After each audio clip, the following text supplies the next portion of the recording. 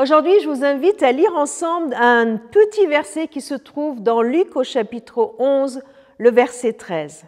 « Vous qui êtes mauvais, vous savez donner de bonnes choses à vos enfants. À combien plus forte raison le Père qui est au ciel donnera-t-il l'Esprit Saint à ceux qui le lui demandent ?» J'aime beaucoup cette pédagogie de Jésus, cette façon de nous parler.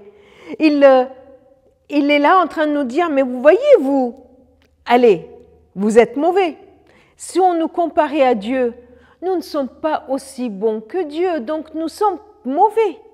Alors, il est en train de nous dire, mais dans cette comparaison, Dieu est au moins aussi bon que vous. Eh bien, vous savez donner de bonnes choses à vos enfants. C'est ce que vous avez envie, donner de bonnes choses à vos enfants. Alors combien à plus forte raison le Père? Alors, cette comparaison, elle est là devant nous et elle se dit, oui, que Dieu est au moins aussi bon que nous, que finalement, ne pas oublier que Dieu, il est sympa. Il n'est pas méchant, lui, il est sympa. Que Dieu est meilleur que nous, que Dieu est un Père. Cette comparaison est là pour nous dire aussi qu'avoir le Saint-Esprit est une bonne chose, que nous avons à le lui demander.